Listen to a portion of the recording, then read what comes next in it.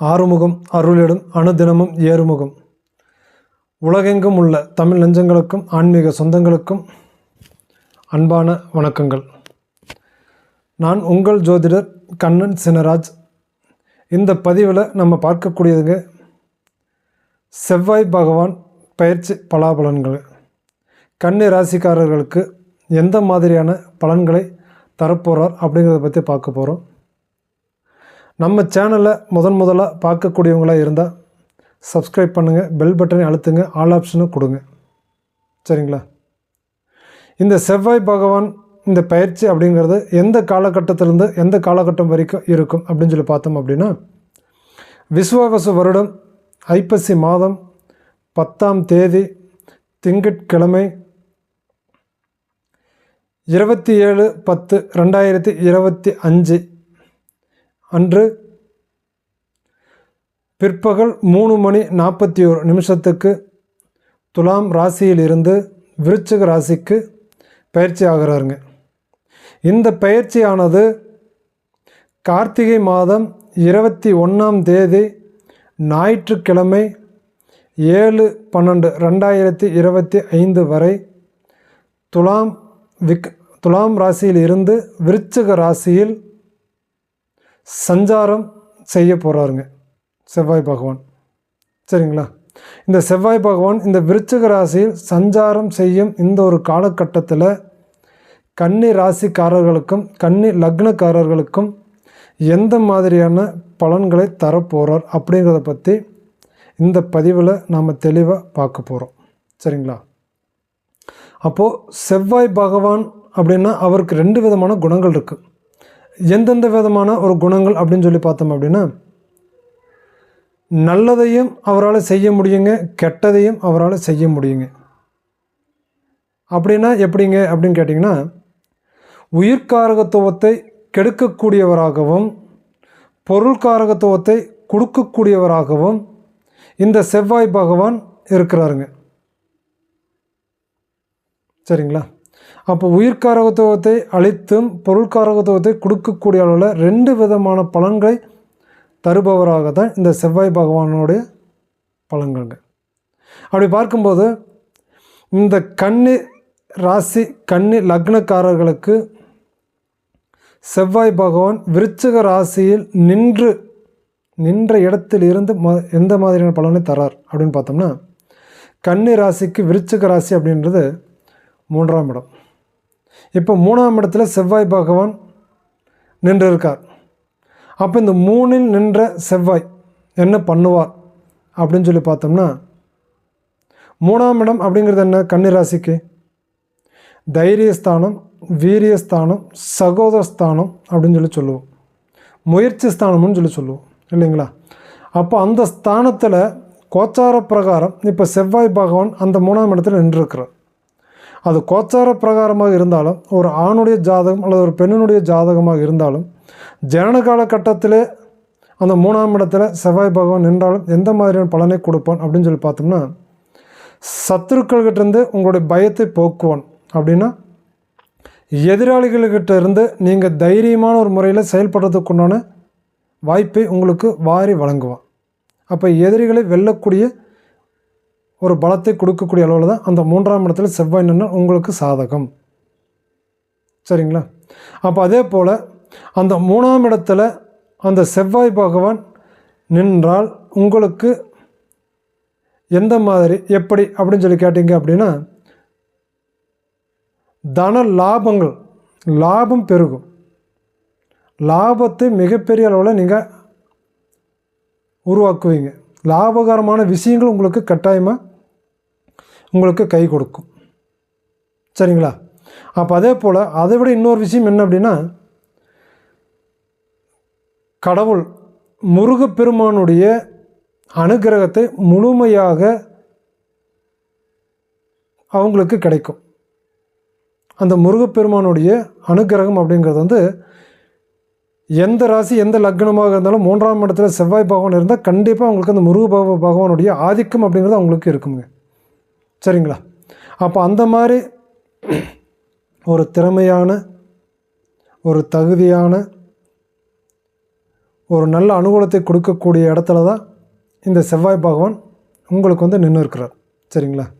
இது செவ்வாய் பகவான் 3ஆம் இடத்துல நின்றதுனால கிடைக்கக்கூடிய ஒரு பலன். அதே போல் 3ஆம் இடத்தில் இருக்கக்கூடியதுனால உங்களுடைய பின் சகோதரன், அதாவது உங்களுடைய இளைய சகோதரன் இருக்குது அப்படி இல்லைங்களா, அந்த இளைய சகோதரன் அப்படின்னா அந்த இளைய சகோதரருக்கு உடலில் கட்டாயமாக நீங்கள் ஆப்ரேஷன் பண்ணித்தான் ஆகணும். ஏதோ ஒரு பிரச்சனைக்காக, ஏதோ ஒரு சூழ்நிலைக்காக கண்டிப்பாக பண்ணுவீங்க. அது சாதாரண சின்ன கட்டியாக இருக்கலாம், இல்லை அப்படின்னா என்ன சொல்லுவாங்க, இந்த வயிற்றில் குடல் அறுவை சிகிச்சை இந்த மாதிரிங்கிறது ஏதோ ஒரு பிரச்சனை. இல்லை உங்களுக்கு வண்டி வாகனம் ஓட்டும் போதோ இல்லை சைக்கிளில் போகும்போதோ அடிபட்டுருச்சுங்க அப்படின்னா அந்த அடிப்பட்டதை கொண்டு ஒரு 2 தையலாவது அந்த உடம்புல போடக்கூடிய அளவுக்கு பிரச்சனை ஏற்படுத்தி கொடுப்பான். இதெல்லாம் கட்டாயமாக கொடுப்பான். சரிங்களா?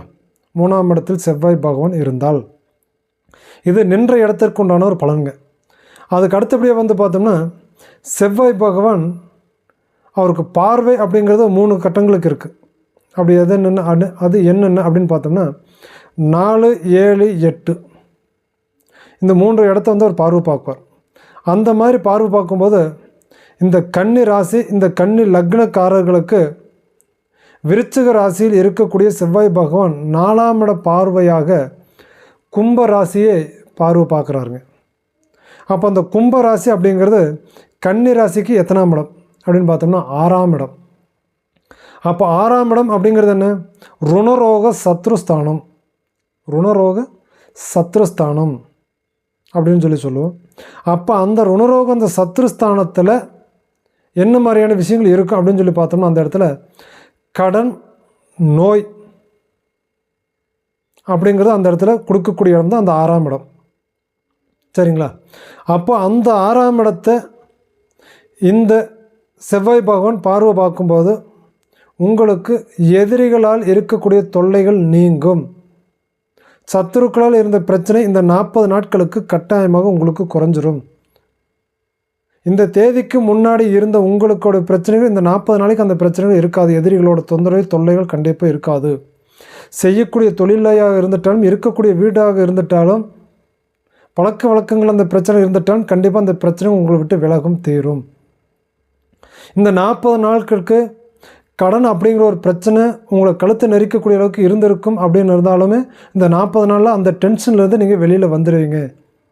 கடன் பிரச்சனை அப்படிங்கிறது அந்த ப்ரெஷர்லேருந்து நீங்கள் வெளியில் வந்துடுவீங்க. பெருசாக போட்டு மனசுக்குள்ளே குழப்பிக்க மாட்டீங்க. சரிங்களா? அப்போ நோய் அப்படிங்கிற ஒரு விஷயமாக உங்கள் உடம்புல இருந்திருந்துட்டாலும் அந்த நோய்க்குண்டான ஒரு விஷயத்தை எடுத்து பார்க்கணும்னு நீங்கள் நினச்சிட்டு அது மனசில் போட்டு குழப்பிகிட்டே இருந்திருந்தீங்க அப்படின்னா எந்த டாக்டரை போய் பார்க்குது, இது எப்படி தீரும், எந்த மாதிரி பிரச்சனைகள் பண்ணும் அப்படிங்கிற மாதிரி நீங்கள் யோசிச்சுட்டு இருந்திருந்தீங்க அப்படின்னா அந்த யோசனைகளுக்கு இந்த செவ்வாய் பகவானை ஒரு மருந்தாக இருந்து அந்த டிப்ரெஷனில் இருந்து உங்களை வெளியில் கொண்டு வந்துடுவார். இந்த 40 நாட்களுக்கு அந்த கவலைகள் படமாட்டீங்க. அதுக்காக அதை அப்படியே நீங்கள் விட்டுறக்கூடாது. அதுக்குண்டான வேலைகளை எடுத்து அதுக்குண்டான காரணத்தை பார்த்து அந்த சிகிச்சையை கண்டிப்பாக நீங்கள் செஞ்சுக்கணும். சரிங்களா? அதே போல் அந்த 6ஆம் இடம் அப்படிங்கிறது என்ன அப்படின்னா அரசாங்க வேலை வாய்ப்பு உத்தியோகத்தை குறிக்கக்கூடிய இடம். சரிங்களா? அப்போ 6ஆம் இடம் அப்படிங்கிறது ஒரு அதிர்ஷ்டம். 6ஆம் இடம் அப்படிங்கிறது அதிர்ஷ்டம்னு சொல்லுவோம். அந்த அதிர்ஷ்டத்தை தேடி தரக்கூடிய இடத்தை செவ்வாய் பகவான் பார்வை பார்க்குறார். அப்போ கண்டிப்பாக இந்த இடத்துல உங்களுக்கு ஏதோ ஒரு அதிர்ஷ்டம் அப்படிங்கிறது கை கொடுக்கும். அரசாங்க வேலை எதிர்பார்த்துட்டு இருக்கக்கூடியவங்களுக்கு மனநிறைவான ஒரு செய்திகள் கண்டிப்பாக உங்களுக்கு எதிர்பார்த்து வந்து கிடைக்கும். இல்லை ஒரு வேலை வாய்ப்பு உத்தியோகத்தை எதிர்பார்த்துட்டு இருக்கிறவங்க தனியார் துறையிலே கூட இருந்தாலும் சரி அப்படின்னு நினச்சிங்க அப்படின்னா அவங்களுக்கு அந்த வேலை வாய்ப்புகளை வழிவகுத்து கொடுக்கும். இல்லை அந்த உத்தியோகத்தில் அந்த தொழிலில் ஏதோ ஒரு மாற்றத்தை உங்களுக்கு உண்டாக்கி கொடுக்குவார் இந்த செவ்வாய் பகவான். விருச்சிக ராசியிலிருந்து 4ஆம் இட பார்வையாக கன்னி ராசிக்கு 6ஆம் இடத்தை பார்வை பார்க்கறதுனால இது போன்ற விஷயங்கள் அத்தனையுமே உங்களுக்கு நடக்கும்.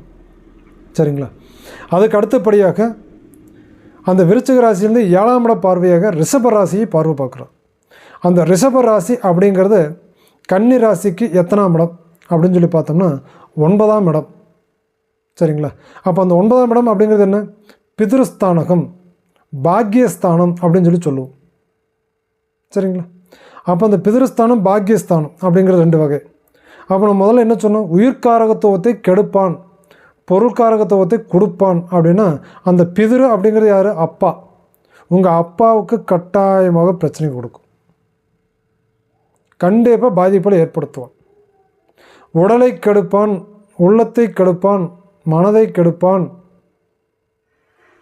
ஹார்ட் சம்மந்தப்பட்ட பிரச்சனையோ மூட்டு சம்மந்தப்பட்ட பிரச்சனைகளோ ஏதாவது ஒரு பிரச்சனைகளை கண்டிப்பாக உங்களுக்கு ஏற்படுத்தி கொடுப்பான். உங்களோட தகப்பனாரை பத்திரமாக பார்த்துக்கோங்க. ஆல்ரெடி அவருக்கு ஒரு பிரச்சனை உடம்புல இருக்குதுங்க, அந்த பிரச்சனைக்காக வைத்தியம் பார்த்துட்டு இருக்கிறோங்க. அந்த வைத்தியத்தை போய் இந்த நேர காலகட்டத்தில் பெருசாகிறதுக்கு முன்னாடி கம்மி செலவில் ஒரு பிரச்சனை தீர்த்துக்கிட்டு வந்துடலாமா அப்படின்னு நினச்சிக்க முடியாது. கண்டிப்பாக போயிட்டு வந்துடுங்க, நிறுத்த வேண்டாம், அதை பார்த்துக்கோங்க. சரிங்களா? இது உயிர்காரகத்துவத்தை கெடுக்கக்கூடிய செவ்வாய் பகவான். அப்போ பாக்கியம் அப்படிங்கிறது என்ன, பொருள்காரகம், பொருளாதாரம். அப்போ அந்த பாக்கியம் அப்படிங்கிற அந்த பொருளாதாரத்தை அந்த 9ஆம் இடத்தை பார்வை பார்க்கறதுனால உங்களுக்கு பொருளாதாரம் மேம்படும். ஏதோ ஒரு வகையில் இதுக்கு முன்னாடி கடனெல்லாம் கேட்டுட்டு இருந்தாங்க, எனக்கு கிடைக்கலைங்க அப்படின்னு நினைக்கிறீங்களா இருந்தால் கண்டிப்பாக உங்களுக்கு இந்த நேரத்தில் எதிர்பார்த்தன கடன் கிடைக்கும். இல்லைங்க, நான் வேலை செஞ்ச பணம் எனக்கு என்னோடய கைக்கு வந்து கிடைக்கவே இல்லைங்க, எப்படி என்னுடைய ஃபேமிலியை நான் ரன் பண்ண போகிறேன் அப்படின்னு தெரியலைங்க அப்படின்னு நினைக்கக்கூடியவங்களாக இருந்தீங்க அப்படின்னா கண்டிப்பாக அவங்களே முன் வந்து உங்களுடைய அந்த வருமானத்தை கூலியை கண்டிப்பாக கொடுத்துருவாங்க. அப்போ ஏதோ வீட்டுக்கு ஒரு பொருள் வாங்கணும்னு நினச்சேங்க, தொழிலுக்கு ஒரு பொருள் வாங்கணும்னு நினச்சேங்க அப்படின்னு நினைக்கக்கூடியவங்களாக இருந்தால் கண்டிப்பாக இந்த 40 நாட்களில் ஏதாவது ஒன்று அதை நீங்கள் செயல்படுத்துவீங்க. தைரியமாக இருக்கலாம் நீங்கள், இந்த கன்னி ராசி கன்னி லக்னக்காரர்கள். சரிங்களா? அப்போது அடுத்தபடியாக விருச்சிக ராசியிலேருந்து 8ஆம் இட பார்வையை மிதுன ராசியை பார்வை பார்க்குறோம். அந்த மிதுன ராசி அப்படிங்கிறது கன்னி ராசிக்கு எத்தனாம் இடம், 10ஆம் இடம். 10ஆம் இடம் அப்படிங்கிறது என்னங்க, தொழில் ஸ்தானம், கருமஸ்தானம்னு சொல்லுவோம். அப்போ அந்த தொழில் ஸ்தானம் அப்படிங்கிறது மங்களகாரகன் சொல்லக்கூடிய செவ்வாய் பகவான் அந்த தொழில் ஸ்தானத்தை பார்வை பார்த்து என்ன பண்ணுவோம், தொழிலில் மங்களகரமான செய்தி உங்கள் காதுக்கு கேட்பீங்க. ஒரு இடத்துல தொழில் பார்த்துட்டு இருந்தவங்க 2 பக்கத்தில் தொழில் கிடைக்கும். ஒரே தொழில் செஞ்சுட்டு இருக்கிறவங்களுக்கு அந்த தொழில் விருத்தி அடையும். அப்போ ஒரு தொழில் விருத்தி அடைஞ்சாலோ அல்லது ஒரு தொழிலை 1க்கு 2 தொழிலை உருவாக்கினாலோ நம்முடைய மனசு எந்த அளவுக்கு சந்தோஷப்படும், நம்ம குடும்பம் எந்த அளவுக்கு பெருமை அடையும் அப்படிங்கிறது தெரியும் இல்லைங்களா? அப்போ அதன் போல் அந்த மங்களகரமான விஷயத்தை ஏற்படுத்தி கொடுக்கக்கூடிய ஒரு செவ்வாய் பகவான் கன்னி ராசி கன்னி லக்னக்காரர்களுக்கு இந்த 40 நாட்களுக்கு ஒரு வரப்பிரசாதமாக, ஒரு வரமாக இந்த செவ்வாய் பகவான் உங்களுக்கு அமைஞ்சிருக்கிறாருங்க. சரிங்களா?